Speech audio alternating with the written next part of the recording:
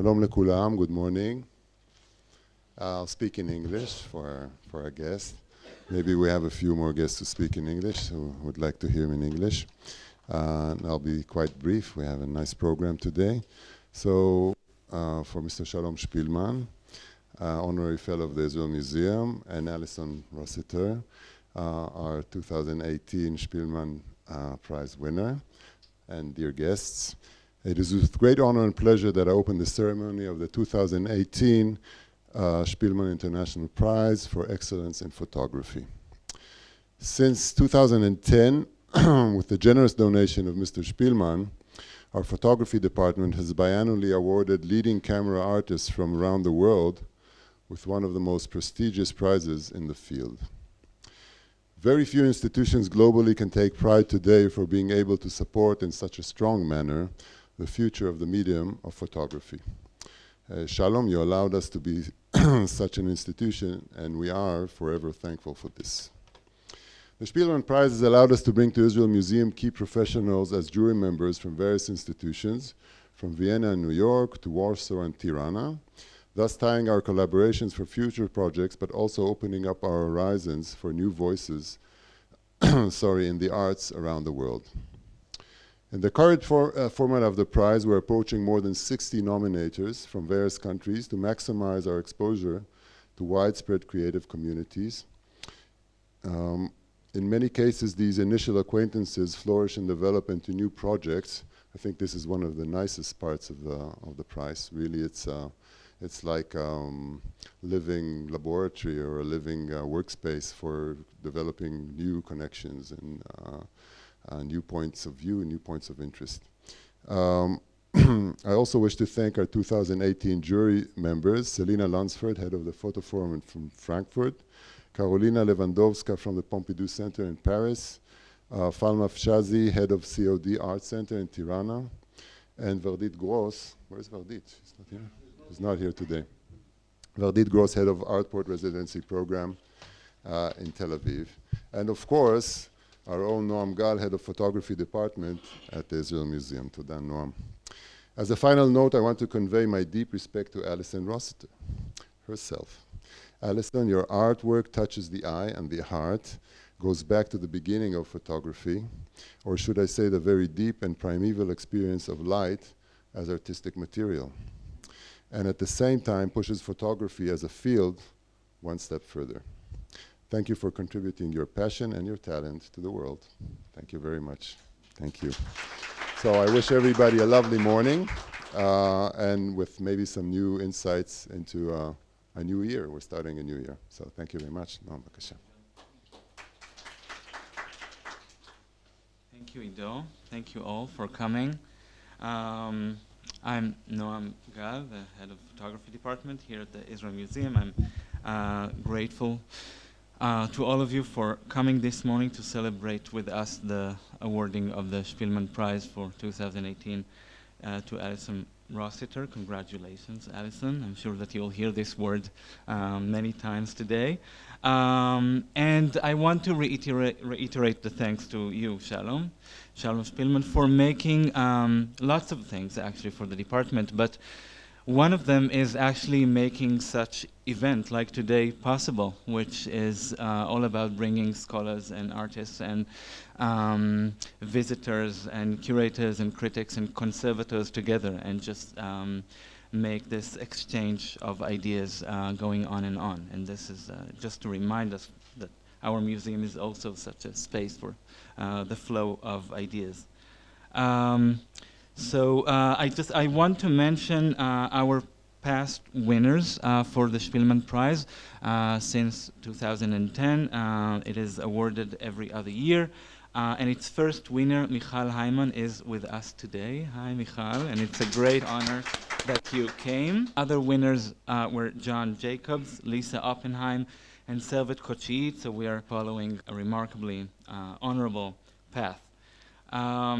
The Spilman Prize Committee for 2018 also chose to honor the work of 4 other artists with a special mention: Ivan Bocara from Morocco, Rafael Milak from Poland, Noemi Godal from France, and Dorges from Israel. We should applaud all of them for their wonderful and important work. For this edition of the Spilman Prize, we invited nominations from dozens of colleagues around the world who kindly nominated artists whose work correspond to the theme of the last photograph, which, as you will soon see, manifests itself in several ways in Alison's work. We received amazing applications, all speak in various ways to the status of actual photographs in our digital era, and to the relation between the products of cameras and the lifetime of their holders. Really, the life of a photograph versus the life of a person who made this photograph or who has this photograph, all attracted creative responses that were very interesting for all of us at the committee to handle and to discuss. Whether the last photograph was already taken or whether this moment awaits us in the near future, it is a question that seems to pop up from our cell phones every day, I think, as well as from our sadly seldom opened family albums. It is our role, I feel, to give as much space and support as possible for artists to respond to this state of affairs. Rossiter's work is adamant in keeping us in touch with actual objects, with the significance of being in the presence of materials that have lifespans of their own, and which history intersect with our history in various, often unexpected ways. Alison Rossiter was born in 1953 in Jackson, Mississippi, and lives and works in New Jersey and New York. A trained photographer, she worked as a photography conservator for several decades and began making camera-less photographic prints in the late 1990s. Her delicate and concentrated work is based on experimentation with expired photographic paper from specific years and places of origin. Rossiter traces these obsolete materials, giving them new life in the darkroom and creating a coherent and original language of minimalist abstract photography that has recently gained international acclaim. And I'm sorry to miss your work at the Tate as well as the New York Public Library just recently, but you will have a taste of that amazing work here from our collection. I picked only one paragraph from the concluding remarks of the Spilman Prize Committee for this year. We selected Rossiter in recognition of her work's originality and candor in both artistic practice and conceptual framework. We appreciate her ability to find a new place for analog image making in our digital era, as well as her critical thinking about the material history of the photographic medium as an alternative global history. We salute her commitment to the dire questions of the conditions of photography today and its physical relation to the human body, and especially her uncompromising aesthetics, building a remarkably rich and continually evolving original syntax within a very few rigid coordinates. I would like to invite Mr. Shalom Spilman and Professor Ido Bruno, and of course Alison, for the awarding of the prize. Thank you, Alison. Yeah, this is the moment. It's an actual object. It's an actual object.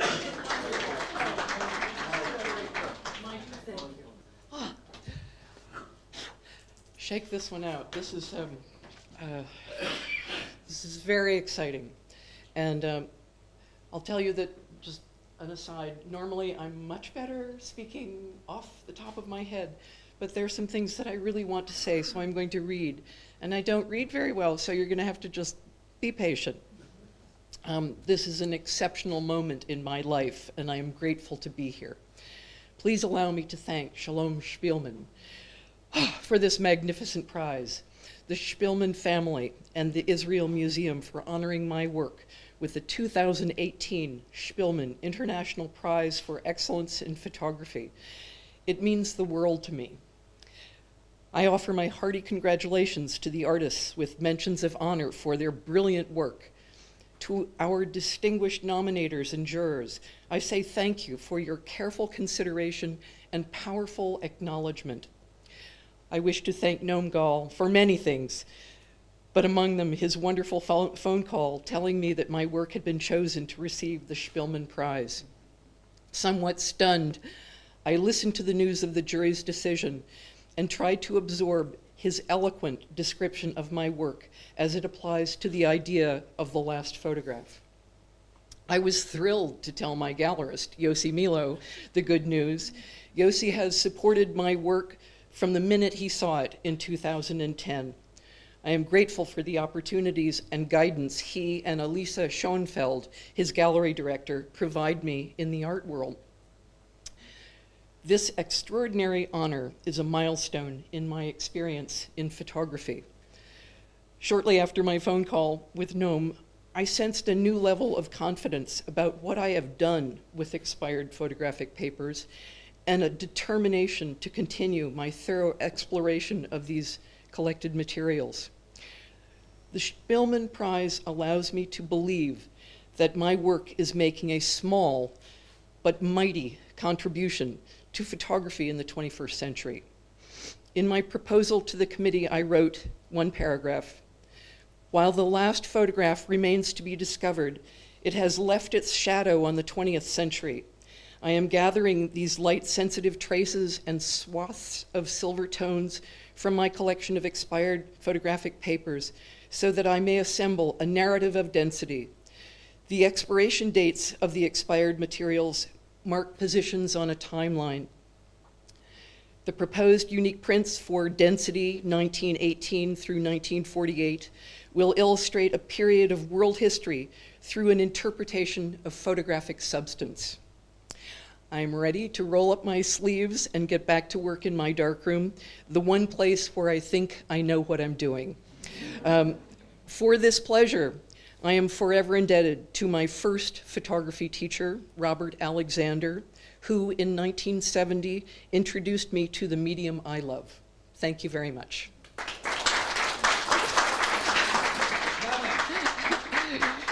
Now the fun part. Just briefly, I realized that I have been doing this for 49 years. At age 17, I went to my very first photo class, and I saw what it was like to look through a camera lens. It was a single lens reflex camera, which meant I could focus on something very close and the background would be blurry, and then I could change the focus and see something in the background and the foreground would be blurry. It was not the way my eyes see. It was a remarkable new vision for me, and I found it very exciting. That was I shortly followed that with a darkroom class and saw prints developing in a darkroom, which is a magic trick that I hope all of you someday get a chance to see. It solidified my decision at age 17 that I would be a photographer. I went and studied at the Rochester Institute of Technology in 1971, and not knowing that they accepted every woman who applied to this basically all-male engineering school. But it was wonderful, and I wanted to be shooting the entire time. My difficult chemistry classes and the materials and processes classes were way above my head. And what's funny is that now I'm referring to those exact textbooks. I have kept them, they are on my shelves, and you know, it just took me 4 decades, 5 decades to make sense of it all. I have worked as a photographer commercially. I have taught photography. I have mixed chemicals in school darkrooms. All of my jobs, with the exception of 6 weeks in a restaurant, which I'm so bad at, have always been in this medium, including working as what is called a conservation assistant. Conservators are touchy about someone else being called a conservator. I do not have the documents. But I do have all of those decades of experience with gelatin silver materials. And there are some things that are just come as common sense to me that some conservators who aren't practicing photographers are reluctant to try. So I will just catch you up with this project. I decided that I would be making photograms. Well, I have been making photograms for about 15 years, but I wanted to do a series on film. So I discovered eBay, and I started buying sheet film, large format sheet film on eBay, and someone sent me a box of paper. This is a selection of the papers that I have bought since. It is a beautiful array of early photographic papers. I would say this is from 1900 to 1920. These are papers from England, from France, from Germany, Belgium, the United States. These were all made for the amateur market. And I think the labels look like currency. They're so beautiful. The attention to design. I really, not only have I collected the history of photographic industry, the production of paper, I've also collected design through the 20th century. And my collection really starts in the late 1890s. This was my first box of paper, a hefty box of 8 by 10 Kodak Kodabromide, and it expired in 1946. And I thought, well, paper, I'll check it in my darkroom and see if it's viable as a printing medium. I could print my own negatives on it. And to test a piece of paper, you just pull one out from the middle of the stack, the one that's the most protected in the bunch, and send it through the developer stop and fix. And if it is a clean medium, it will be white at the end of the process. This did the most amazing thing. This is a sheet of the paper that I processed from that box. And it may not look like much to you, but in person, it looks like a rough sheet of paper and someone has rubbed graphite over the surface. And it looks to me like a complete conceptual drawing, corner to corner, like graphite. I was thrilled. And what I knew, what I was looking at, was basically the failure of the material to maintain its stability over decades. I was getting this 50 years later, almost 60 years later, beyond its expiration date. And I should tell you about expiration dates. They're usually just found in on US paper packages. And it was a method of the manufacturer's guarantee of replacement if the materials were bad. And in the very beginning of this industry, the materials were pretty much always bad. There was a little sheet in most Kodak papers with, you fill out your name, send it in, and they'll send you a new package of paper because there would be blisters or streaks or some flaw. So flaws, that was the key here. Someone else might have crinkled this up and thrown it away because it wasn't going to be a good printing medium. To me, it was an end in itself. And I went straight to the computer and started buying. And I have found the most amazing things. This is a Russian paper, Soviet Union, 1957. It's an odd size, about 7 by 9. And what you're seeing here are smears of fingerprints from the last person who touched that paper and then put it back. Some perhaps was interrupted and put it back in the package. And many, many years later, I come along and develop it. And where that person touched the paper, I would assume this was a man, the oils of his fingers, that was enough to disturb the emulsion so that it behaves as though it was exposed there. So his fingerprints are left as dark marks. It's sort of like, a Cy Twombly painting. This is, again, I have to tell you, my first approach for these papers was to simply develop what I found straight out of the package. I'm not exposing them to light. I'm not doing anything to them. Each package is basically a camera. It has been sitting for decades in a dormant state, accumulating the action of air and the chemical reactions of, gas and you name it, what goes on in a room. And so strange things happen. And every time I process a sheet of paper, I'm ready for some new surprise. And this one was spectacular. This is a Belgian paper. It is Gevart Gavelux Velour. Photoconservators consider this to be the best paper ever made. It's 1930s Belgium, and 1930s, I have been told, was the heyday of black and white gelatin silver materials. World War II came along, everyone shut down production, and then after World War II, color was introduced. So black and white sort of faded at that point. So this was made at a time when every manufacturer wanted to show off and, you know, you're going to get the best material they've ever made.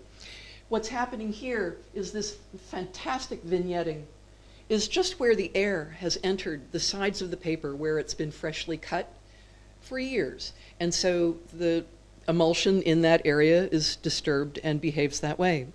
This is a tiny little piece of paper, a very old Ilford paper, and someone has clearly lifted the lid off this box, and this beautiful diagonal line is made by a protection sheet that was on the top of the paper. This one's tiny. It's 4.5 inches by 2.5 inches.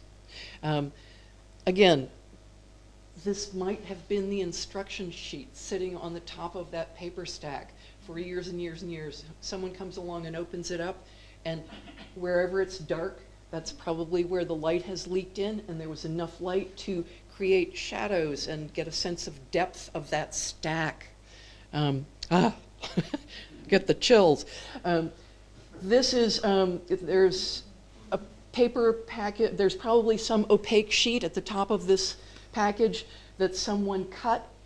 I find strange shapes inside these packages because this was expensive and people were frugal and would cut little test strips to use and test the papers. So I am thrilled whenever I find something like this, indicating an image. The second approach I have developed is when I find a paper that I know is only going to go black in the developer, I allow myself to play with it and selectively develop these images. So wherever you see black, I have held that paper in the black and white chemistry, in the developer, long enough for it to create a maximum density black. And then I very carefully dip it quickly to get a fast splash of developer there. And then I send it on to the stop bath and the fix. And so it gives you the illusion of a landscape. It is totally an illusion, and the papers behave in such a way that it looks like a watercolor painting. It has remarkable qualities. Not all papers work this way, but when they do, I thoroughly enjoy it. This is from the 1940s. That midtone tells you how excited I am about swaths of tonality. That is simply happening because the paper has been exposed to light and it just has a little bit of development. You can only get this with gelatin silver materials. The second representational discovery I've made is like watercolorists, they will wet the paper before applying pigment. I decided to try wetting photo paper before applying the developer. And what happens is the developer, when laid out in a line, say across the center, it just wicks in the directions, different directions, and that gives the illusion of trees, like a tree line. And then I will take that piece of paper and dip half of it into the developer and let it drain. So here, the chemistry is just draining, and it looks like the reflection in a lake. Believe me, I was giddy when I first saw this. And you're also seeing a blue line on either side. Actually, it would surround the entire print. That is oxidation and reduction. It is silver mirroring. It's tarnish. It's silver tarnish. I get very excited thinking that I'm making prints with metallic silver. I mean, it's that obvious, but it's also that thrilling. Here's another slightly more abstracted view of that. And here's one that looks exactly like Alfred Stieglitz's photo secession, pictorialists' ideal landscape. They're 5 by 7 inches, they're tiny. This, my landscape illusions sort of work on a small scale. And then I find, I'm going to show you the jewel in my crown. This was one box of, or not a box, a package of paper, Defender Argo, a US paper from 1911. And it had been eaten by mold. All of the white specks in what looks like the sky are actually losses. The emulsion's just been eaten by these mold blooms right down to the paper base. And when I found it, I tried my same landscape technique of holding it in the developer long enough to give the illusion of a foreground, some sort of a landscape suggestion. And then I would very quickly and briefly develop the entire sheet of paper just for a moment so that the blooms were activated. You could see the scarring of the mold. And it looks like cloudy, stormy skies. And bear with me, there were 7 sheets in this package, and I'm going to show you how they all performed. Here's the next one.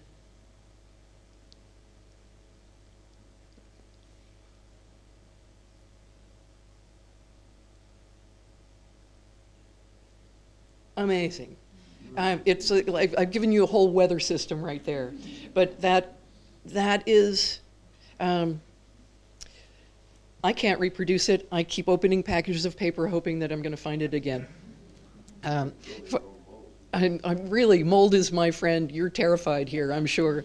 But so back to me selectively developing things. I had the idea that I wanted to make a circle in the center of a piece of paper. And that's pretty tough with liquid. I made a lot of messes before I came up with the idea of making diptychs. And so I am making half a circle, and then I will make another print that responds to it, and the two of them together suggest a form. They suggest a darker form in a white ground. And again, I'm just trying to find some way to make marks with this paper that can't do much. It can't perform the way it was designed to record a negative image.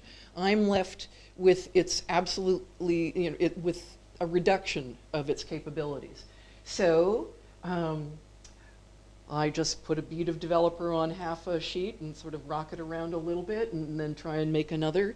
They were pretty crude when I started, but I've gotten a little finesse, maybe a little too slick sometimes. I prefer the messy ones like this, where I put the bead of developer on the edge of the paper and then let go of the paper, and it floats on the top of my developer tray, and the chemistry finds its own shape.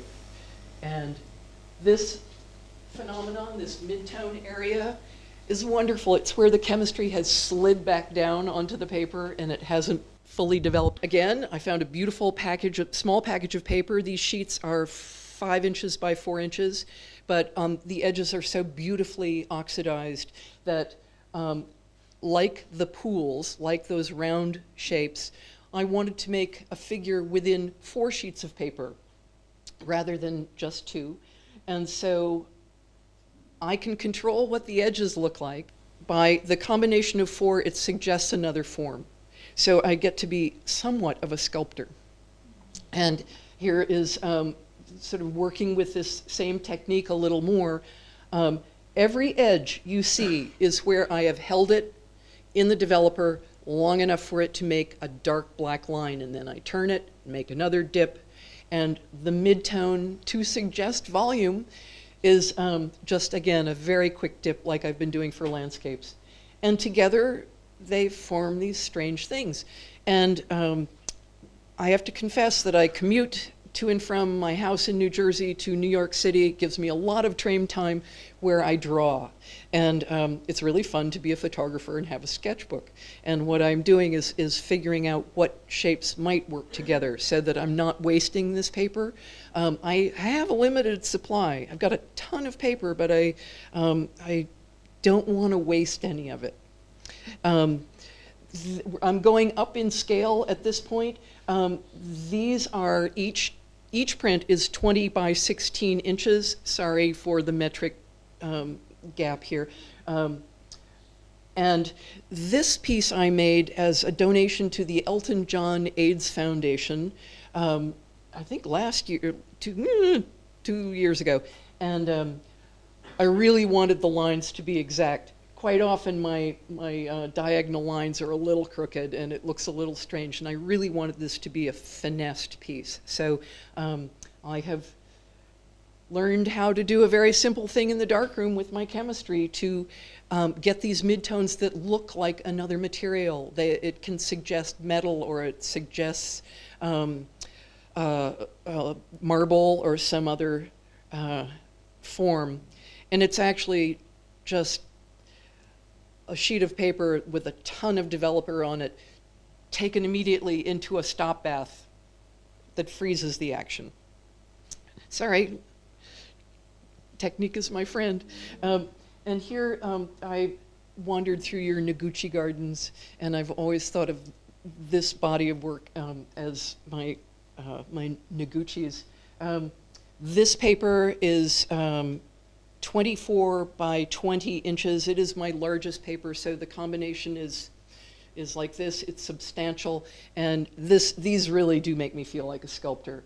And again, I was thrilled to be able to find this beautiful paper from 1954. It's Cold War paper. This came from a US military base.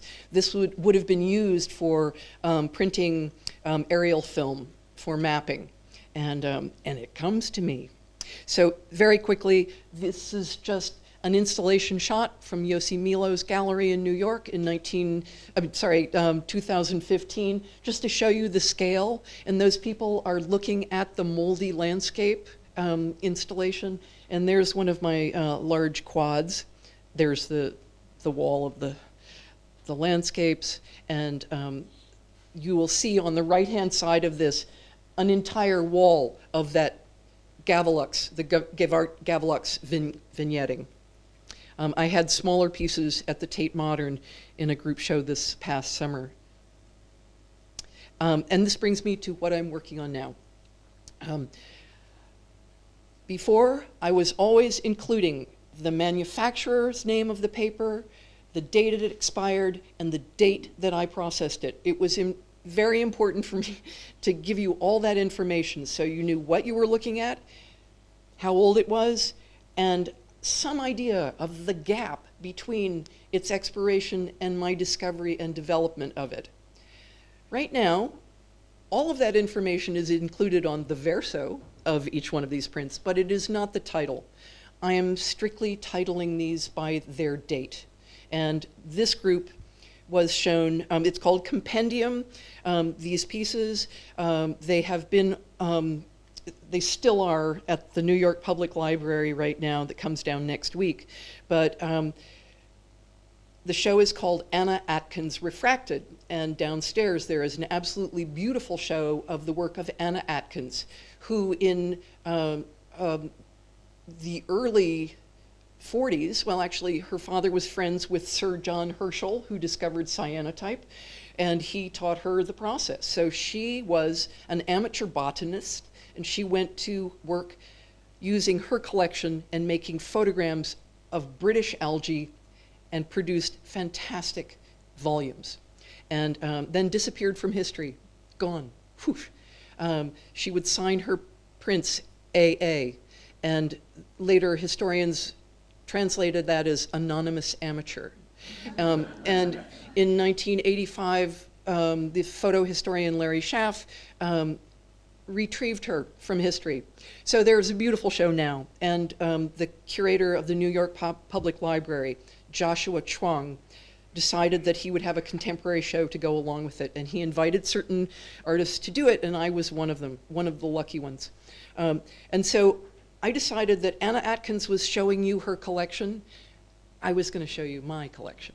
And so I started with my very earliest papers, and I've been afraid to use them. They're so rare. Sometimes there are only 2 and 3 sheets in a package. And I wasted some material when I first started this, and I felt terrible about it. So these really rare ones have been waiting for a decision. And so this was it. I was just going to process sheets from these packages and determine what the best approach was for each package, and they would represent time. This is absolutely a timeline. This particular compendium is 1905 to 1909. I only used papers for the project that had exact expiration dates. So for the most part, they're all American papers. I have so many beautiful European papers, and I will approach them. They will not be exact dates. They will be isolated by decade. So 1905. This is 1909, 1910. Rather than develop these papers, I could see that they had staining on them when I first took them out of the package. And the way to save that is simply put them straight into the fixer, fix them, freeze them right where they are. So that's my decision that those papers are more beautiful this way than developed. Developed, they just go black. This shows you a trace of their experience. And those vertical lines are probably where the envelope, the seal on the envelope, paper and package, just sat for years and years and years. It may be the adhesive that was off-gassing that produces this line. It was not light. This is this is the product of change in the dark. And so I collected them, and there they are, representing 2 years. The largest piece in here is a 5 by 7 inch piece of paper. This is 1909, 1912, and 2 different kinds of paper. 1911, 12, and 13. This is 1916, 17. And I should say that is a green sheet of paper. Kodak made something called velvet green, and it was a gimmick. Well, gimmick, I shouldn't say that. It was a specialty paper. It was designed so that if you were out photographing landscape, you could have green trees and green fields. And everyone had some hook to get you to buy their material. It was very competitive.